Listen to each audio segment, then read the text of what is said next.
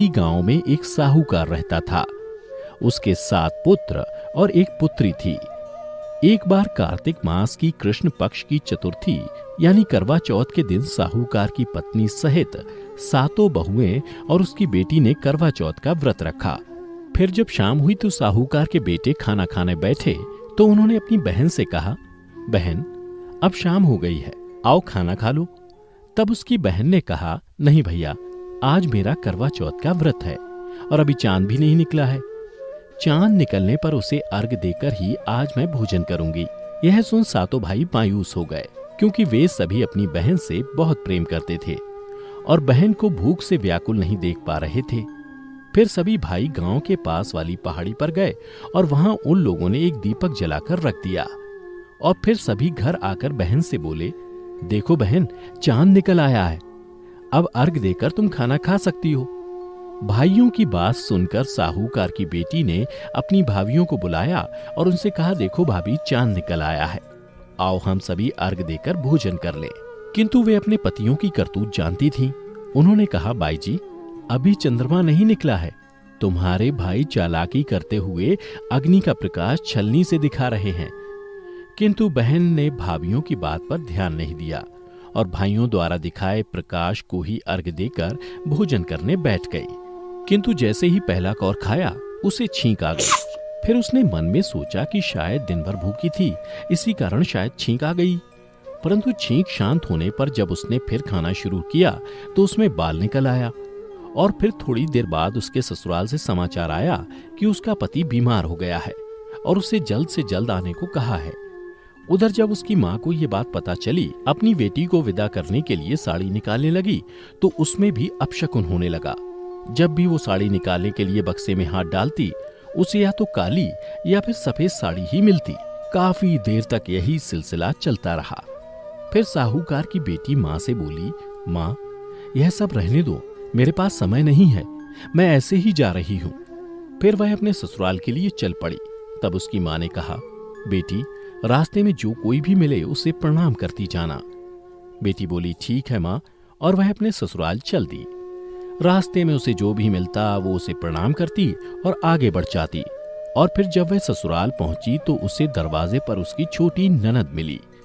साहूकार की बेटी ने उसके भी पांव छुए। तब उसने अपनी भाभी को आशीर्वाद दिया, सदा सौभाग्यवती रहो, पुत्रवती हो। उसके बाद जब वह घर के अंदर गई तो उसने देखा कि उसके पति का शव आंगन में जमीन पर रखा है और उसे अंतिम संस्कार के लिए शमशान घाट ले जाने की तैयारी हो रही है। फिर वो पति के शव के पास गई और शव से लिपटकर जोर जोर से रोने लगी।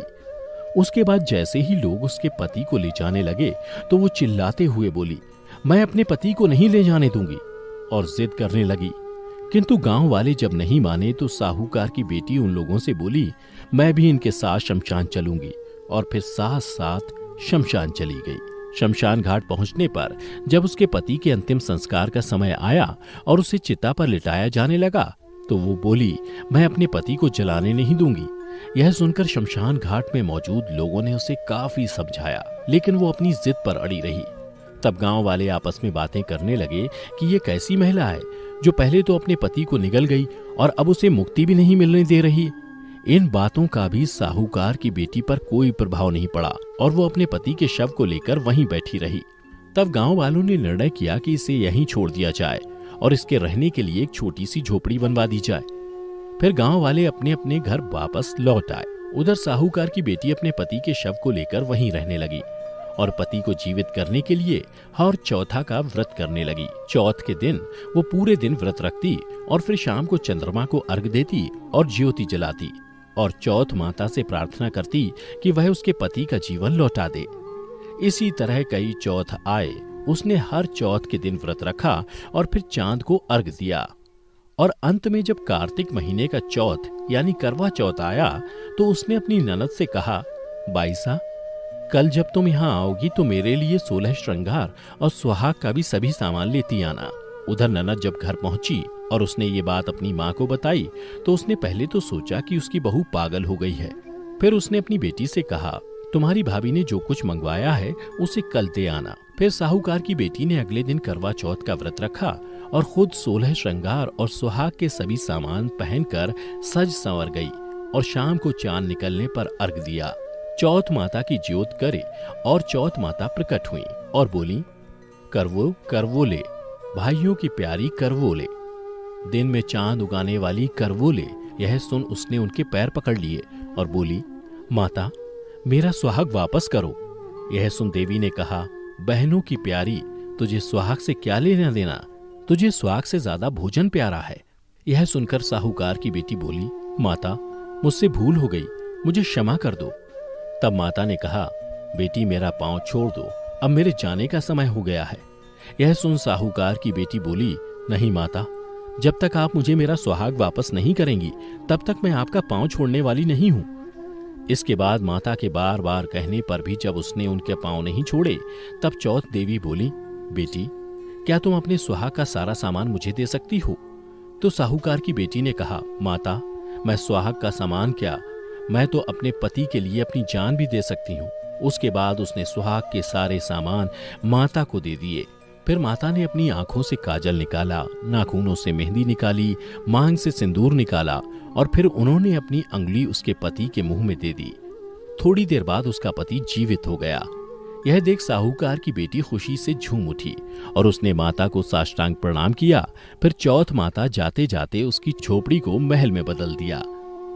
उधर देर रात जब उसकी ननद उससे मिलने आई तो उसने देखा कि वहां झोपड़ी की जगह महल बन गया है।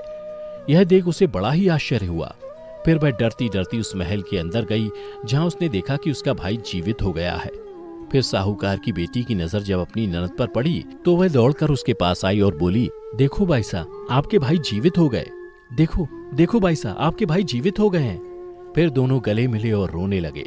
उधर जब उसकी ननद घर आकर माँ से बोली कि माँ भाई जिंदा हो गया, तो उसकी माँ बोली, बेटी लगता है तुम भी अपनी भाभी की तरह पागल हो गई हो। यह सुन बेटी बोली, नहीं माँ, मैंने देखा है, भाई सच में जिंदा हो गए हैं और भाभी ने आपको गाजे बाजे के साथ आने को कहा है। और उसके बाद सभी घर वाले गाजे बाजे के साथ अपने बेटे को लेने पहुंचे। और वहां पहुंचकर जब साहूकार की बेटी की सास ने देखा कि सच में उसका बेटा जिंदा है तो वह अपनी बहू के पैर छूने लगी। यह देख बहू बोली, माँ आपका बेटा वापस आ गया है। सास बोली, बेटी तुम धन्य हो, मैंने तो साल भर पहले ही अपने बेटे को मरा हुआ समझ लिया था, किंतु तुम्हारी तपस्या के कारण वो साल भर बाद फिर से जिंदा हो पाया है।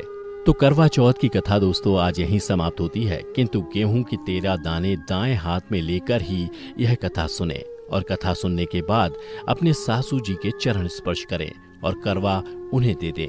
पानी का लोटा और गेहूं के दाने अलग रख लें।